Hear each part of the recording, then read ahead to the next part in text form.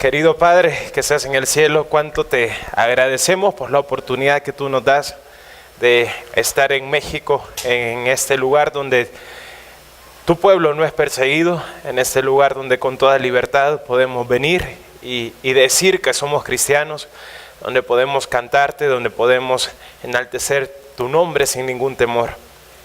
Ahora te rogamos que todas nuestras preocupaciones, nuestros pensamientos, nuestras tentaciones, nuestra debilidad, nuestras angustias, que todo lo podamos traer, Señor, delante de tu altar, dejarlo ahí, Señor, confiar en ti, en que tú tienes el control de nuestra vida y que podamos abrir nuestra mente y nuestros corazones a tu palabra. Señor, danos sed de ti, danos quietud, Señor, háblanos en esta mañana para que nuestro corazón pueda verse conquistado por Cristo, para que nuestra mente pueda estar cautivada, Señor, por tu nombre y por lo que tú quieres. Padre, las misiones nacen en tu corazón y tú quieres, Señor, que hayan misiones, tú quieres que salgamos y proclamemos que solamente en Cristo hay salvación. Ayúdanos, Señor, a que este ADN que corría por la sangre de Cristo también lo pueda hacer en nosotros. Que podamos tener, Señor, un espíritu de predicación del Evangelio. Que podamos, Señor, dejar de vernos a nosotros mismos y vivir vidas cómodas. Y que podamos renunciar para traer tu reino a esta tierra.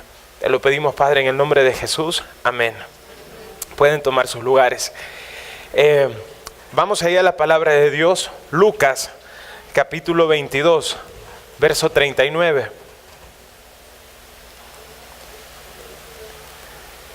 Vamos a leer la porción hasta el 46. Y si hablamos de misiones, quizás es el pasaje que usted menos espera para que yo le hable de misiones. Pero sin embargo es el centro de esto que tiene que ver con el corazón de Dios. Lucas, el Evangelio según Lucas, capítulo 22, verso 39.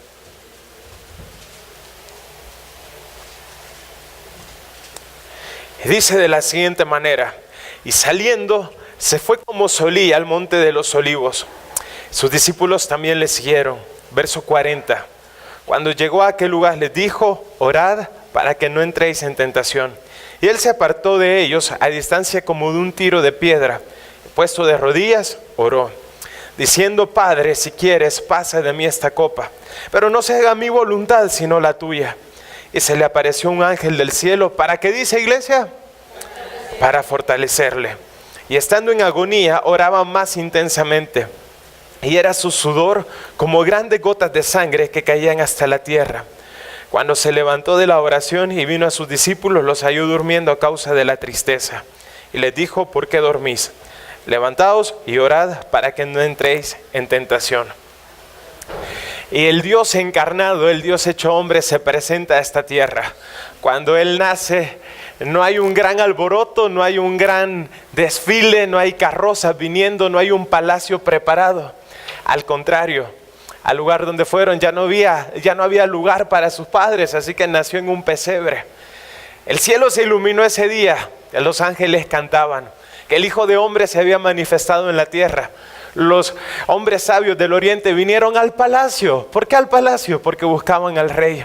Pero el rey había decidido nacer en un humilde pesebre. Nace, crece, comienza su ministerio, enseña la palabra de Dios. Y un día, cuando es bautizado, dice que se manifiesta la voz del Padre: este es mi Hijo amado, en quien tengo complacencia. Luego empieza a buscar gente para que pudiera continuar con la predicación del Evangelio después de él. Marcos dice que escogió a 12 para que estuvieran con él y enviarlos a predicar. ¿Cuál era la prioridad? Estar con Jesús y luego salir a predicar. Iglesia, si no salimos a predicar es porque quizás no estamos con Jesús. Es porque quizás no estamos gastando tiempo con Él. Porque no podemos salir y dar algo que no tenemos. Porque no podemos hablar de un Dios de perdón, de un Dios de amor, si no lo estamos experimentando en nuestra vida. Iglesia, si solo vienes el domingo y te sientas, la razón por la que no predicas el Evangelio es porque tu comunión con Cristo, aunque Él te salvó, no está reinando en tu corazón. No estás alimentándote de su palabra. No estás ahí llenándote la pasión de lo que Él quiere, porque lo que Él quiere es que nadie se pierda, sino que todos procedan al arrepentimiento. Más adelante empieza a hacer milagros, hace muchas cosas estando acá en la tierra. Y llegamos a este momento tan especial, el Getsemaní. Yo te voy a pedir que le pongas mucha atención al Getsemaní, porque lo que sucede en el Getsemaní es grande. Dice que se fue con alguno de sus discípulos, se apartó de ellos. Verso 41. Dice, y él se apartó de ellos a distancia como de un tiro de piedra. ¿Y qué dice? Puesto de rodillas, oró. Esta palabra, puesto de rodillas, oró, por favor que no se te olvide, lo vamos a tener en mente porque luego lo vamos a conectar. Dice que puesto de rodillas, oró. Una actitud de adoración. Una actitud en el que todo su ser lo estaba rindiendo delante del Padre. ¿Y qué dice? Padre, si quieres, pasa de mí esta copa. ¿Pero qué dice? No se haga mi voluntad, sino la tuya. Padre, pasa de mí esta copa. Podemos interpretar muchas cosas. Él sabía lo que venía delante. Él sabía lo que tenía que suceder. Un día dice que cuando él llegó a Nazaret, entró a la sinagoga, como lo acostumbraba, le dieron el libro, lo abrió en Isaías y decía, el Espíritu de Dios reposa sobre mí porque he venido a dar libertad a los cautivos, a anunciar el año de la bendición del Señor. Él sabía que era la realidad. Dice, él dijo ese día, ese soy yo. Y ese que venía también era el que iba a presentarse en sacrificio. Y sabía que el sacrificio era lo que continuaba. Sabía lo que la separación de Dios implicaba por la paga del pecado. Sabía todo esto y dice, Padre, si es posible, pasa de mí esta copa, pero no se haga mi voluntad, sino la tuya. Hebreos 5:7 dice, y Cristo en los días de su carne, ofreciendo ruegos y súplicas con gran clamor y lágrimas al que lo podía librar de la muerte, fue oído. Ese día Cristo orando y diciendo, no se haga mi voluntad sino la tuya, fue oído. Fue oído. Y la voluntad del Padre se hizo. Y debemos de reconocer que cuando uno va delante del Padre y uno doblega todo su ser y le dice, no se haga mi voluntad sino la tuya, es porque le estamos rindiendo todo nuestro ser, lo que necesitamos. Pongamos atención, todavía no llegamos a donde debemos de llegar. Dice el verso 43, y se le apareció un ángel del cielo para fortalecerle. Queridos hermanos, ¿me permiten hacer un paréntesis? Nada más un paréntesis para que podamos usar la imaginación un poco. ¿Puedo? No voy a decir algo que está en la Biblia. Tengo un tanto de sustento bíblico, pero quisiera que imaginemos un poco nada más. Tengo un objetivo con esto. Dice que se le apareció un ángel del cielo para fortalecerle. El que estaba de rodillas ahí, ese hombre, Dios encarnado, el verbo hecho carne, el rey de reyes, el señor de señores, el mismo Dios. ¿Entendemos? Dios estaba ahí y dice que vino un ángel del cielo para fortalecerle. Una pregunta, hermano. ¿Qué le podía decir un ángel a Dios? ¿Le iba a recordar un versículo? ¿Iba a meditarle sobre un salmo? ¿Qué le podía decir un ángel? Hebreos 12:2 dice, puestos los ojos en Jesús, el autor y consumador de la fe, el cual por el gozo puesto delante de él, sufrió la cruz, menospreció el oprobio y se sentó a la diestra de Dios. Dice que por el gozo puesto delante de él, sufrió la cruz. ¿Qué gozo le pudo haber traído a este ángel? Un ángel andaba ahí. Un ángel había pedido a Pedro para zarandearlo. ¿Se acordaron de quién es? Un ángel que había decidido dejar de llevar gloria y honra al Padre, y que con él en desobediencia arrastró a la tercera parte de los ángeles.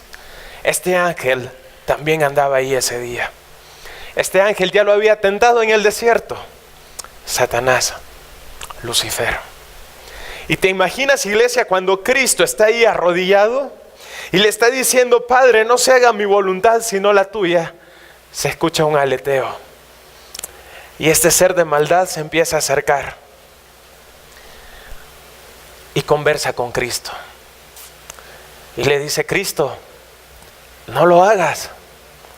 Ya por medio de Pedro lo había dicho antes, ¿lo recuerdan? Cuando él anuncia su muerte y Pedro le dice: no, ten cuidado de ti mismo. ¿Y qué le responde Cristo? Aléjate de mí, Satanás, porque me eres de tropiezo. ¿Se pueden imaginar si este ser era el que se presentó en ese momento y le decía: Cristo, no lo hagas? Eres el Hijo de Dios, no necesitas morir por la humanidad que se rebela contra ti. La iglesia de León, aliento de vida, no mueras por ellos. No valen la pena. Te van a fallar, van a pecar. No mueras por Benjamín, va a ser un infiel. No mueras por Pedro, te van a abandonar dentro de poco. No mueras por Judas, no mueras por ninguno de ellos, no vale la pena. Jesús, no vayas a la cruz, no lo hagas. La humanidad no merece la pena que tú mueras por ellos. La humanidad te va a rechazar. La humanidad va a negar tu crucifixión. No lo hagas, Jesús. Y Jesús dice: ¿y si no lo hago yo? ¿Quién lo va a hacer? Y si no muero yo en la cruz, ¿quién lo hará? Y si no presento yo el sacrificio por el cual fui preparado desde antes de la fundación del mundo, ¿quién lo va a hacer? Y Jesús continúa con aquello que él había venido a hacer. Dice que se levanta y le dice a los discípulos: vamos, que la hora ha llegado. Pero el médico Lucas nos da una descripción de lo que estaba sucediendo en ese momento. Veamos el versículo 44. Dice, cerramos el paréntesis, esto solamente fue un momento para reflexionar sobre lo que pudo haber sucedido aquella noche. Versículo 44 dice: y estando en agonía, oraba más intensamente, y era su sudor como ¿qué? Y era su sudor como grandes gotas de sangre. Hematidrosis. Hematidrosis es una enfermedad, mejor dicho, una condición que se presenta en un momento de máxima angustia. Es muy raro. La medicina lo ha comprobado. Cuando una persona está en extrema angustia, en extremo estrés, cuando la severidad de la situación es demasiado grande, el cuerpo empieza a sacar químicos que rompen los vasos capilares y salían por las glándulas sudoríparas de la mente de Cristo. Sangre con sudor, químicos. Al pensar todo lo que iba a enfrentar por amor a ti y por amor a mí. Al pensar todo lo que se venía más adelante, la agonía en el Getsemaní era tan grande que Jesús empezaba a derramar su sangre. Y dice Hebreos: porque sin derramamiento de sangre no hay perdón de pecados. Y estando allí Cristo con su voluntad totalmente sometida al Padre, diciéndole: pasa de mí esta copa, mas hágase tu voluntad. Y pensando en todo lo que se iba a venir, esto estaba sucediendo en Cristo. ¿Puedes imaginar, querida iglesia, la agonía que era? ¿Puedes imaginar lo que representaba para Cristo la presión de todo lo que iba a suceder, al punto que la sangre empezara a salir por su frente? Se levantan de la oración y es el arresto. Y empiezan los malos tratos hacia el Hijo de Dios, hacia el Rey de Reyes, hacia el Señor de Señores, y es llevado a juicio. Y ahí empiezan a escupirle, a bofetearle, a reírse de él. Yo merecía eso. Tú merecías eso. Somos pecadores. Pero el Santo Hijo de Dios estaba viviendo eso por ti. Estaba tomando tu lugar, estaba tomando mi lugar. ¿Lo puedes imaginar tan solo un poco? Lo que era la humillación para el Dios hecho hombre, todo lo que su creación le estaba haciendo. La creación burlándose del Creador. Y luego sale de la boca de Pilato 39 latigazos. 40 menos 1 con soldados romanos sumamente preparados para la ejecución de personas. Tenían látigos en sus manos. Estos látigos trenzados con cuero y al final tenían bolas de metal, al final tenían huesos, tenían espinas. El objetivo era que cada vez que había un latigazo sobre el cuerpo de la víctima, todo esto se enterrara en su piel y luego cuando lo jalaban, todo esto era partido. Y el cuerpo de Cristo estaba siendo partido. Era extremadamente lo que estaba sucediendo. Eusebio, un historiador del siglo III, cuando relata sobre lo que hacían estos soldados, menciona que cuando los latigazos iban desfigurando el cuerpo de la persona, las venas eran partidas. Las venas quedaban al descubierto, los huesos, incluso las entrañas. Así que por la espalda de Cristo es muy probable que se pudieran ver sus órganos internos, sus huesos, sus costillas. Su sangre estaba siendo derramada. En ese punto ya era muy posible que se diera una situación en la persona que se llama hiporolémica o hipovolémica, también es conocida. Hipo, bajo, vol, de volumen, y émica, de sangre.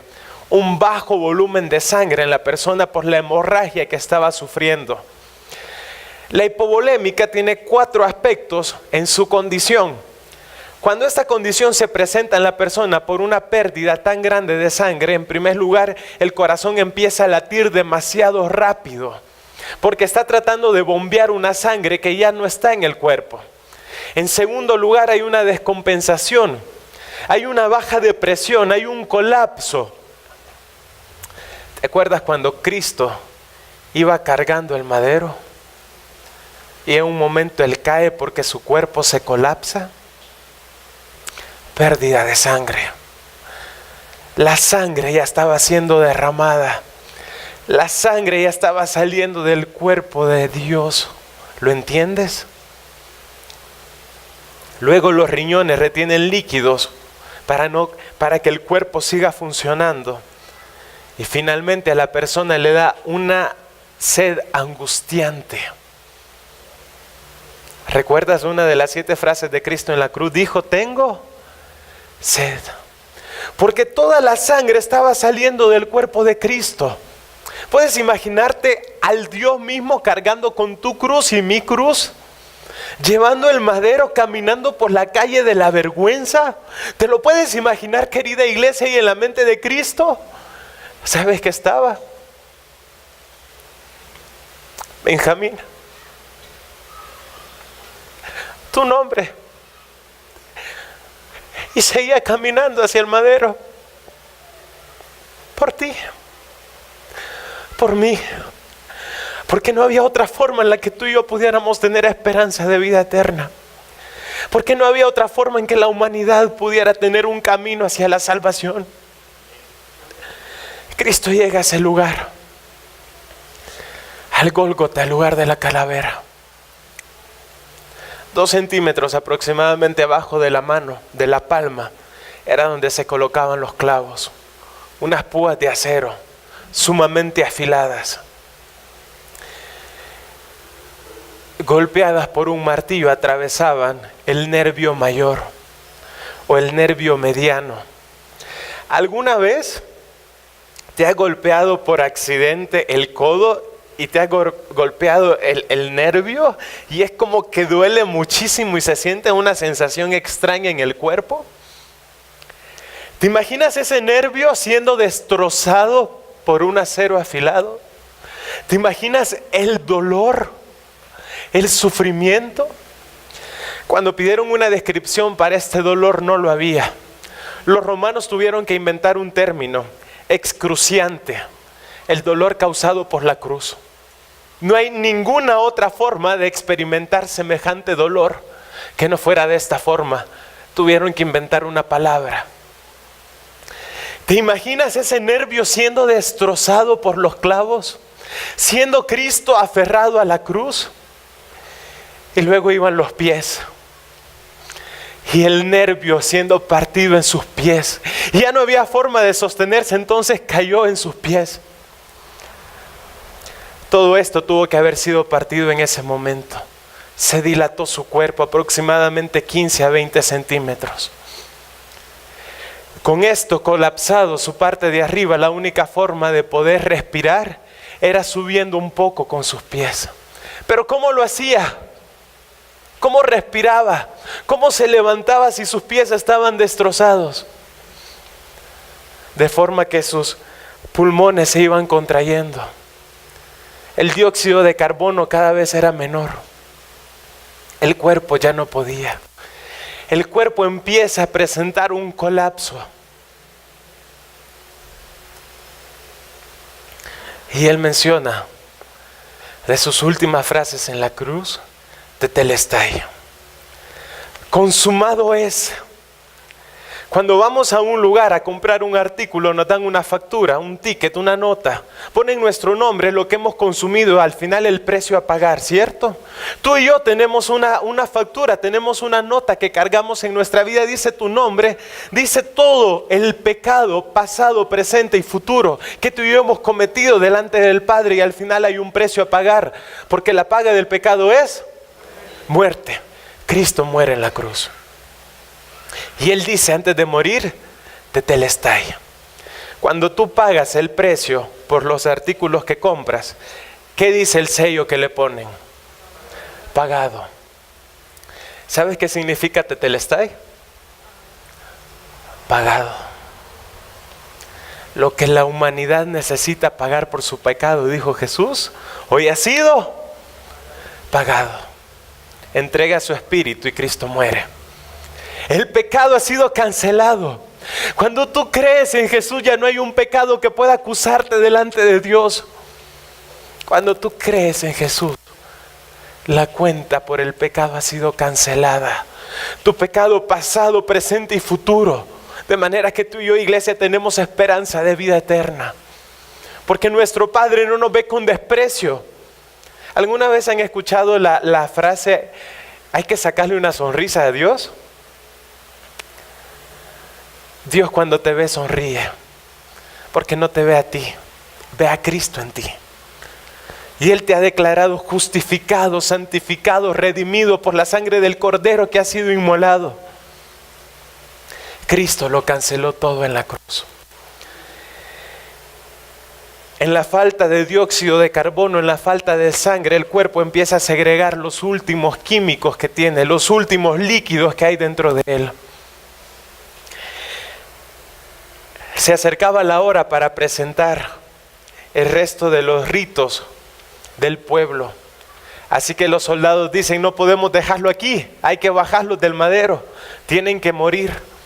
Y empiezan por los ladrones que estaban a su lado y rompen sus piernas para que su muerte se acelerara. ¿Recuerdas la profecía? Y no será quebrado hueso suyo. De manera que cuando se acerca Cristo ya había muerto. Para comprobarlo, el soldado toma una lanza, su lado derecho, atravesando sus costillas, su pulmón, y llega al corazón. El corazón, en un estado de una palabra que ya no me acuerdo, preclaxis creo que es, está cubierto por todos los líquidos y la última sangre que hay en el cuerpo. Y cuando el soldado atraviesa la lanza, dice el Evangelio de Juan, que salió agua y salió sangre. Las últimas gotas de sangre que habían en el cuerpo de Cristo. ¿Recuerdas por qué los judíos no debían de comer sangre? ¿Te acuerdas? En Levítico, no lo busques, te lo leo. 17:11 dice, porque la vida de la carne en la sangre está. Ponga atención en esto, iglesia. Dios, el todo de Dios, ¿quién es? Su Hijo, Cristo. Porque de Él, por Él y para Él son todas las cosas, dice la Biblia. Cristo es Dios manifestado en carne. Así que el todo de Dios, ¿quién es? Cristo. Cuando Dios da a Cristo a la humanidad, ¿cuánto está dando Dios? Dios lo está dando todo. Dios, cuando nos entrega a Cristo, Dios nos da todo. No hay cosa reservada que Dios no se haya dado cuando nos entregaba a Cristo. ¿Vamos bien hasta ahí? La vida está en la sangre. Cuando Cristo está en la cruz, derrama toda su sangre. De modo que Cristo en la cruz derrama toda su vida, todo su ser, todo quien es Él. No hay nada que Dios no haya dado para salvarte. No hay nada que Cristo en la cruz no haya dado para salvarte. ¿Lo entiendes? Cristo y Dios lo dieron todo por ti y por mí. No se quedaron con nada. ¿Y nosotros? ¿Y nosotros cuánto le damos?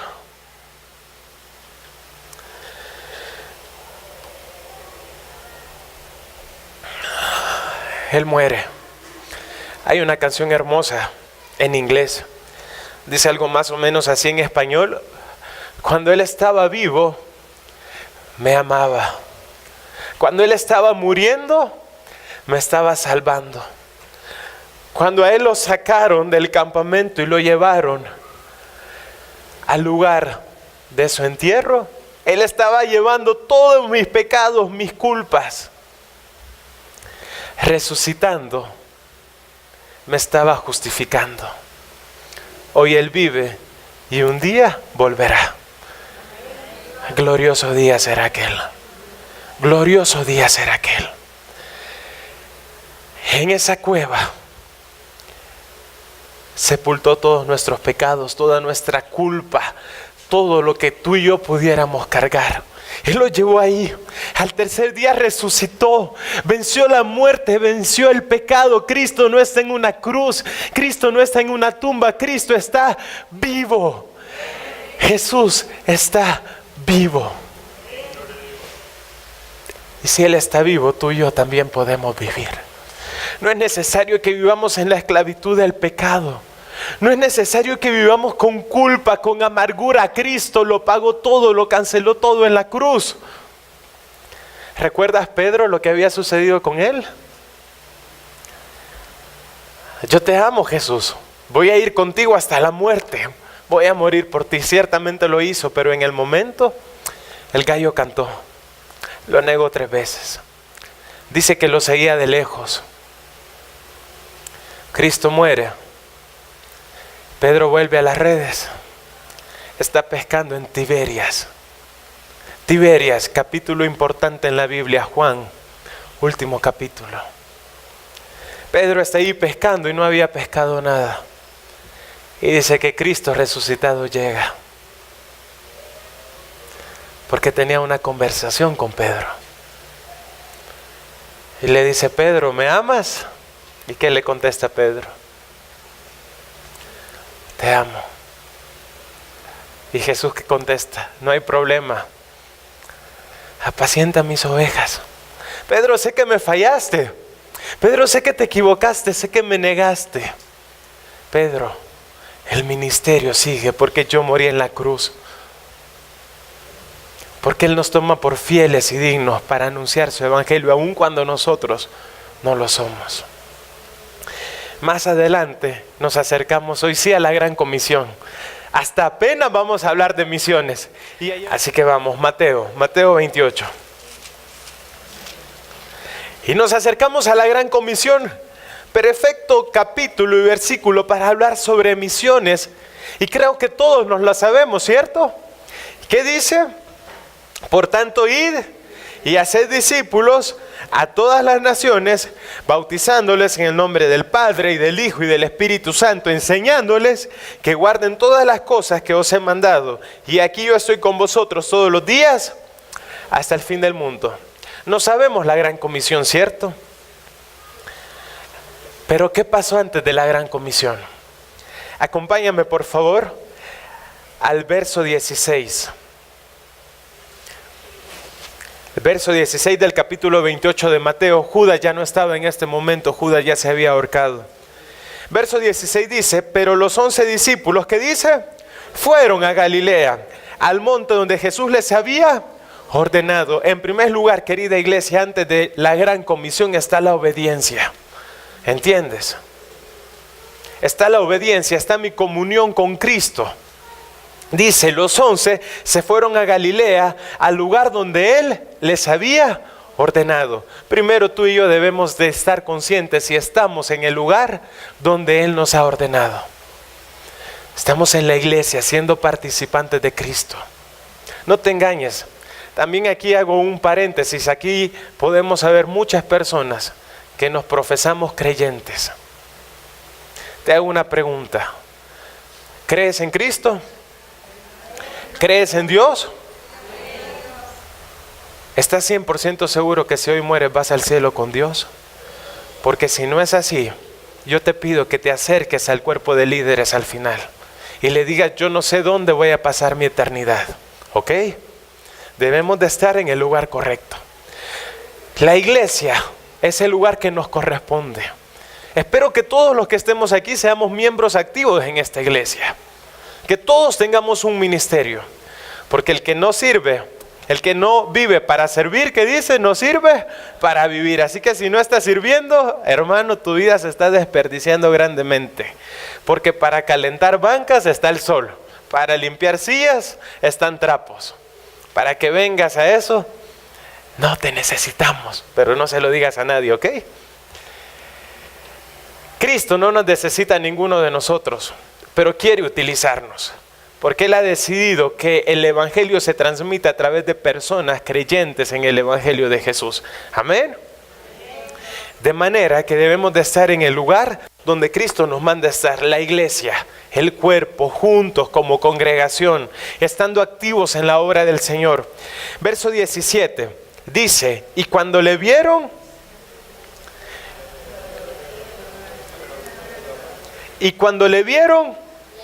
le adoraron. ¿Qué habrá sido esta adoración? ¿Habrán cantado un salmo? ¿Habrán cantado un himno? ¿Habrán cantado La niña de tus ojos? ¿Qué habrán hecho? ¿Qué habrán hecho cuando dice le adoraron? Es impresionante esta palabra. La unión de dos palabras en el griego. Pros, cuneo. Pros, acercamiento. Cuneo viene de kuon, que significa perro. Proscuneo, el acercamiento de un perro. Los que tienen perro, cuando llegan a su casa, el perro se acerca muy feliz moviendo su colita, y cuando ustedes ponen su mano, ¿qué hace? Pone su cabeza debajo de su mano. ¿Sabes qué significa esto, iglesia? Rendición. La adoración no es una actividad, la adoración es una actitud del corazón, en el que todo mi ser lo doblego para que no se haga mi voluntad, sino la de Él. ¿Te parece familiar? ¿Te acuerdas lo que Cristo estaba haciendo en el Getsemaní? Lo mismo que sus discípulos hicieron ese día. Adoraron. Rindieron su voluntad a Dios. Rindieron su voluntad a Cristo. Dijeron, Cristo, aquí estamos. Úsanos. Y entonces, ¿qué dice Cristo? Por tanto, id y haced. ¿Entendemos ahora, hermanos? ¿Entendemos ahora? Dice, por tanto, id y haced discípulos a todas las naciones, bautizándoles en el nombre del Padre, y del Hijo, y del Espíritu Santo.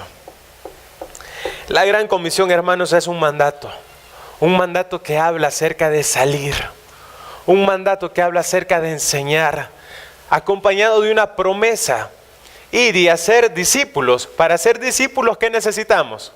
Discípulos. Y para tener un discípulo, ¿qué necesitamos? Gente que se convierta al Evangelio. Tenemos la promesa en la Biblia de que cuando salgamos y compartamos el Evangelio, gente va a creer en Jesús. Y no importa cuánto tiempo nos tome, gente va a creer en Jesús. Gente se va a salvar. Así que tú y yo no tenemos excusas. Los campos están preparados. Las barcas están listas. Solo necesitamos salir y hacerlo. Y la promesa más hermosa dice: he aquí yo estoy con vosotros todos los días hasta el fin del mundo. Hechos 1:8. ¿Lo buscamos? Pero recibiréis poder. ¿Cuándo qué dice? Cuando haya venido sobre vosotros el Espíritu Santo, y me seréis testigos en Jerusalén, en toda Judea, en Samaria y hasta lo último de la tierra. Geográficamente hablando, Jerusalén, el lugar donde estaban. Judea estaba al lado, Samaria estaba al lado y hasta lo último de la tierra, lo más lejos. Me seréis testigos, si lo dijéramos hoy, en tu casa, en tu colonia, en tu trabajo, en tu escuela. Ahí me van a ser testigos. Luego en las misiones, Villa de San Juan, Tierra Fría, San Felipe. En León, en los estados de México, en la sierra hay lugares donde el nombre de Cristo no es conocido. Y luego hasta lo último de la tierra. ¿Pero qué necesitamos para ir hasta lo último de la tierra? Hoy, adorar. Hoy decirle: Dios, no importa el precio a pagar, me rindo delante de ti. No se haga mi voluntad. ¿Cuál es mi voluntad? No ir. Gracias, hermana. Nuestra voluntad es no ir. ¿Por qué? Porque está caliente el sol, porque llueve, porque hay que invertir dinero, porque hay que renunciar a cosas. Nuestra voluntad, hermano, llevo 9 años en la obra de Dios. Y como decía aquí, no es fácil. Renuncia. Porque uno tiene que renunciar a cosas. Renunciar a la carrera, renunciar al éxito de ser conocido, renunciar a la estabilidad económica. Uno tiene que renunciar. Pero esto, hermano, no lo cambio por nada del mundo. Es lo mejor que me pudo haber pasado. No lo cambio. Y dice la Biblia que en su presencia hay plenitud de gozo, manjares a su diestra para siempre. Y de eso es lo que gozamos. Y de eso es lo que nosotros gozamos. La gran comisión, hermano, empieza cuando en su corazón y en mi corazón la voluntad es doblegada por algo mejor. Por algo que merece la pena vivir. Por algo que es realmente digno de ser conocido. Recibiréis poder cuando haya venido sobre vosotros el Espíritu Santo y me seréis testigos. Pasaron los capítulos, se lo dijo a la gente en el capítulo 1, pasó el capítulo 2, el capítulo 3, la iglesia seguía en Jerusalén. Capítulo 5, capítulo 6, no sucede nada. Capítulo 7, no sucede nada. Capítulo 8, verso 1 dice: y Saulo consentía en su muerte. En aquel día hubo una gran, ¿qué dice? Persecución contra la iglesia que estaba en... Y todos fueron esparcidos por las tierras de... y Samaria. ¿Se acuerdan dónde los había mandado Cristo? Me seréis testigos en Jerusalén, en Judea, en Samaria, hasta lo último de la tierra. La iglesia seguía estando allí. Ok, dice Jesús, va a haber una persecución. Empieza la persecución y toda la iglesia fue esparcida ¿por dónde? Por donde Dios los había mandado a ir. ¿Vamos a esperar una persecución, hermanos? ¿Vamos a esperar desastres naturales? ¿Vamos a esperar un terremoto? ¿Vamos a esperar que venga todo eso para que salgamos y prediquemos? Lo podemos hacer hoy. Lo podemos hacer hoy, sin necesidad de la persecución. Porque hoy debemos decidir adorarle y rendir nuestra voluntad delante de Él. Hermanos, cuando yo conocí a Jesús, se lo compartí ayer a los jóvenes, fue en un campamento. Al terminar el campamento decidí consagrar mi vida a Jesús. Y ahí en el fuego yo le dije: Jesús, todo lo que tengo, todo lo que soy y todo lo que espero ser, te lo entrego en tus manos, pero no quiero ser misionero. 8 semanas después me encontré confrontado con un versículo en la Biblia. Segunda de Corintios 5:15 dice: y por todos murió, para que los que viven ya no vivan para sí, sino para aquel que murió y resucitó por ellos. Querido hermano, si tú comprendes la cruz del Calvario, entiende que el propósito no es para que vivas para ti, sino para aquel que murió y resucitó por ti. Así que después de confrontarme con ese versículo, decidí ser misionero. El Señor me ha permitido anunciar su palabra en muchos lugares. Tengo un gran peso por Turquía, por Siria. En Siria no hay misioneros en este momento. En Siria la iglesia es sumamente perseguida. En Turquía, más de 75 millones de habitantes y menos de 5,000 conocen el nombre de Jesús. Es decir, 1 de cada 120 millones ha escuchado de Cristo nada más. 1 de cada 120,000, perdón. 1 de cada 120,000 ha escuchado quién es Jesús. Ahí al este de Turquía, hace más o menos 1 año, 8 meses, íbamos a la iglesia. Nos juntamos en el desierto. Éramos 6 personas. El pastor vendó nuestros ojos y nos comenzó a guiar a través del desierto. Llegamos a una cueva. Entramos, hacía muchísimo calor. Ninguno de ellos tenía una Biblia. El pastor conocía apenas el Evangelio de Mateo y el Evangelio de Juan. Un que otro salmos, un que otro proverbios. Sabían 2 o 3 canciones cristianas. La mayoría de los versículos que ellos sabían estaban anotados en la pared. Es ilegal tener una Biblia. Si te encuentran con una Biblia ahí, te matan. Si saben que eres cristiano, te matan. Entramos y en voz muy baja comenzamos a adorar al Señor. Luego el pastor predicó un sermón. Estuvimos más o menos 8 horas en ese lugar. Se sintieron como 5 minutos. La presencia de Dios estaba ahí. En esa semana, a 3 personas las habían asesinado por ser cristianas. 4 personas estaban en prisión. Si veías al pastor, le faltaban dientes, le faltaba una parte de su lengua. Por todos lados tenía cicatrices de las veces que lo habían torturado para que negara a Cristo, para que dijera dónde hay más cristianos para ir y perseguirlos y matarlos.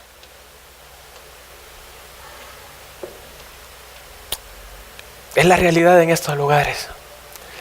Y yo me siento muy egoísta de estar aquí tan cómodo cuando hay necesidad de Cristo. Espero regresar en 2 años para vivir el resto de mi vida ya anunciando del Salvador. Porque es a lo que Jesús nos ha llamado. Y Jesús te llama a ti también.